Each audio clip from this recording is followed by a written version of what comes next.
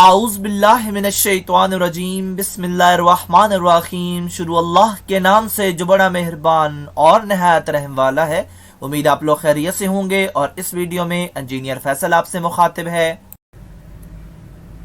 आज की वीडियो में हम डिस्कस करेंगे role of porosity in refractories. आपको पता है कि जो रिफ्रैक्टरीज हैं वो हाई टेम्परेचर किलन्स और फर्नेसेस वगैरह में इस्तेमाल होती हैं और इनका पर्पस क्या होता है, हीट लॉस को रोकना। ये जो रिफ्रैक्टरी मटेरियल्स हैं ये पोरस होते हैं, तो पोरोसिटी जो है वो एक इम्पॉर्टेंट रोल प्ले करती है इस हीट इंसुलेशन में। इसलिए हम इसको आज डिस्कस करने जा रहे हैं।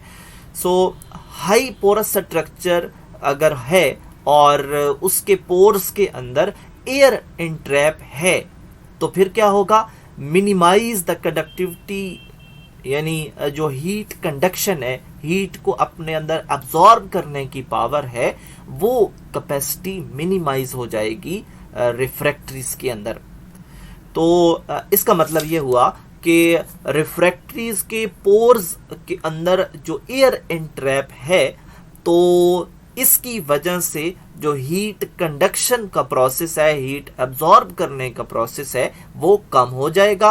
और इसका फिर मतलब ये हुआ कि वो हीट उसको क्रॉस नहीं कर पाएगी क्योंकि कंडक्शन नहीं हो रही।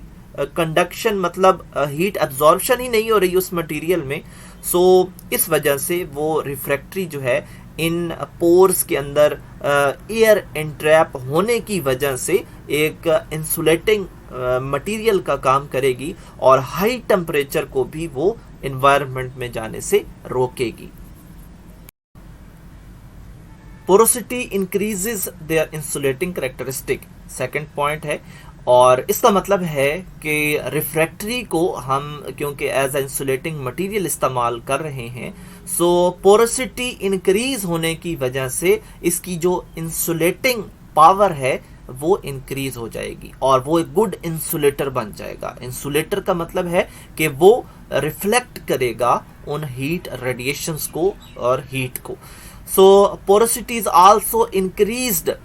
तो इंडस्ट्री के अंदर जब हम रिफ्रैक्टरीज को बनाते हैं तो उनको हम जो है वो पोरस खुद बनाते हैं और उसके लिए हम मुख्तलिफ वोलेटाइल मैटर्स का इस्तेमाल करते हैं। जब हम रिफ्रैक्टरी ब्रिक्स का जो मिक्सचर है वो तैयार करते हैं तो उसके अंदर केमिकल्स को ऐड कर देते हैं, जिसकी वजह से पोरोसिटी इंक्रीज होती है और पोरोसिटी इंक्रीज होने की वजह से ही वो इंसुलेटिंग मटेरियल बनते हैं।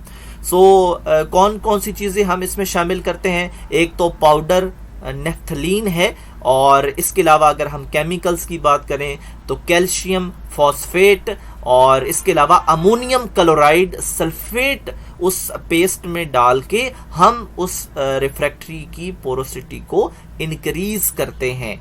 इसके अलावा हार्डवुड चिप्स, जो लकड़ी का बुरादा वगैरह होता है, उनको भी इस पेस्ट में डाल के जो पोर्स हैं उनका साइज इंक्रीज किया जाता है।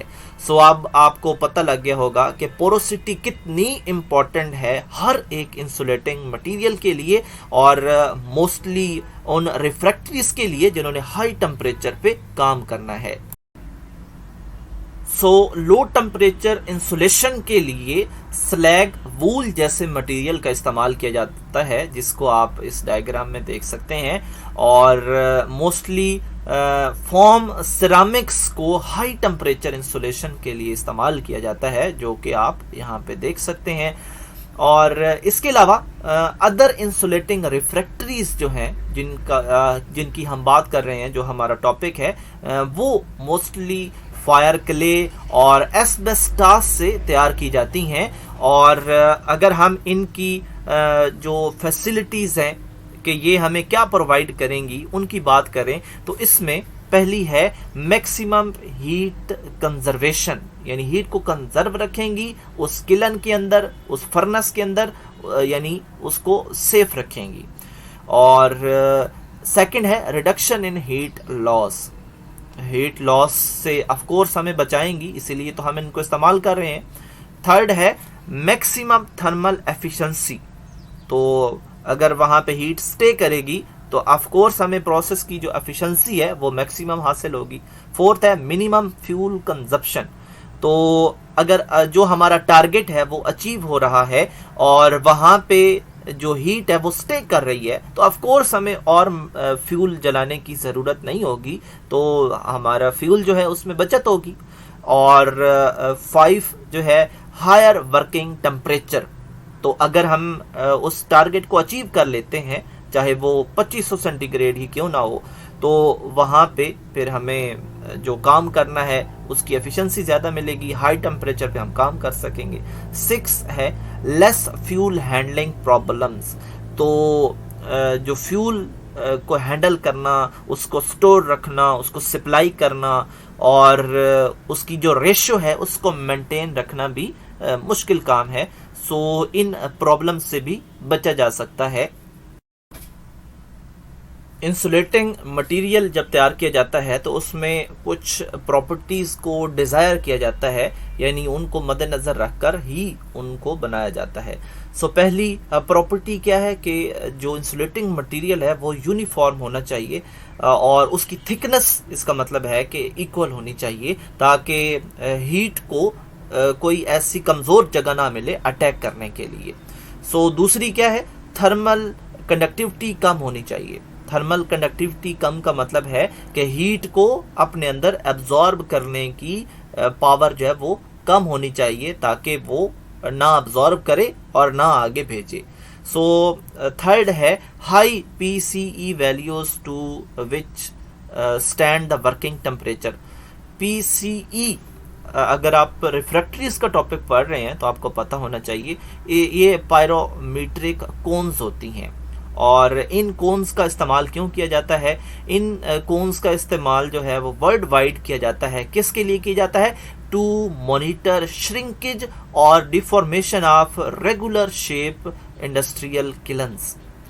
तो उसके अंदर जो रिफ्रैक्टरी मटेरियल इस्तेमाल किया गया है किलन्स के अंदर, उनके जो बेंडिंग या डिफॉर्मेशन या श्रिंकेज उनके अंदर जो आ जाती है हाई टेम्परेचर की वजह से, उसको मॉनिटर किया जाता है इन पायरोमीट्रिक कोन्स के जो टेस्ट हैं उनकी मदद से।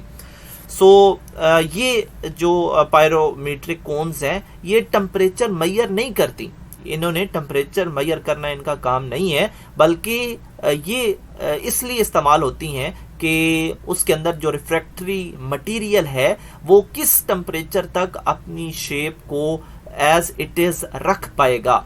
सो यहाँ पे आप देख सकते हैं कि जो पहली ए है वो विद स्टैंडिंग है और जो बी है वो थोड़ा सा टर्न हो रही है और सी मोस्टली टर्न हो चुकी है।